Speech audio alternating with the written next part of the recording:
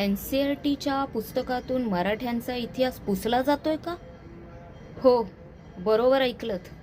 मराठ्यांचा इतिहास का पुसायचा आहे आणि कोणाला? मंडळी, आज एक प्रश्न विचारते.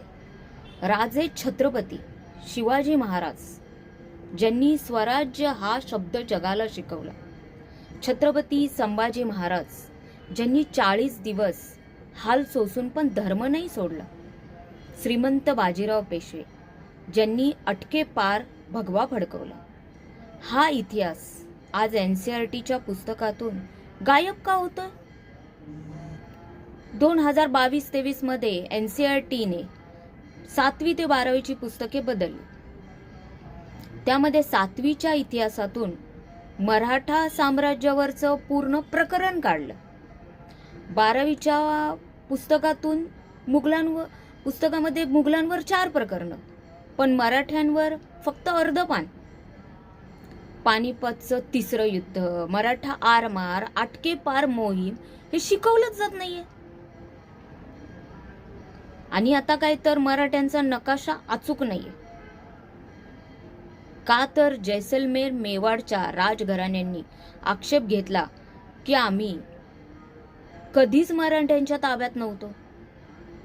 म्हणून NCERTने 8वीच्या हिंदी पुस्तकातून मराठ्यांच्या साम्राज्याचा नकाशाच काढला.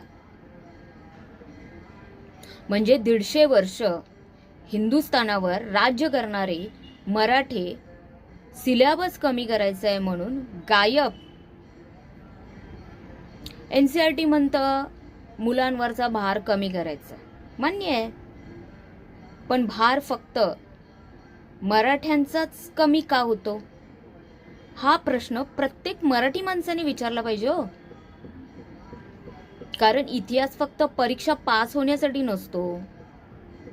इतिहास असतो आयडेंटिटीसाठी. जेव्हा 17 वर्षांचे छत्रपती शिवबा तोरणा जिंकतात आणि हा इतिहास आत्ताच्या मुलांना शिकवला जातो, तेव्हा आजच्या 17 वर्षाच्या मुलाला कळतं, वय नाही जिगर लागतं. जगातल्या सगळ्यात मोठ्या साम्राज्याशी आणि मुघलांशी 27 वर्ष लढून त्यांना हरवणारं फक्त मराठा सैन्य होतं. आणि हा अभिमान का लपवायचा? मराठा साम्राज्य म्हणजे फक्त मराठी जाती नाही, त्यात शिंदे, होळकर, गायकवाड, भोसले, पेशवे सगळे भारतीय होते. जात विसरून राष्ट्रासाठी लढले आणि आज ही काळाची गरज आहे. जर उद्याच्या पिढीला हेच माहीत नसेल की त्यांचे पूर्वज लढवय्ये होते, तर ते स्वतःसाठी कधीच लढणार नाहीत. म्हणूनच पुस्तकातून जो मराठ्यांचा इतिहास हळूहळू कमी केला जात आहे, हे कुठेतरी थांबले पाहिजे. घराघरात शिवचरित्र पोहोचलेच पाहिजे. कारण जो देश इतिहास विसरतो त्या देशाचा भूगोल बदलायला वेळ लागत नाही. तुम्हाला काय वाटतं मंडळी? जय जिजाऊ, जय शिवराय, जय महाराष्ट्र.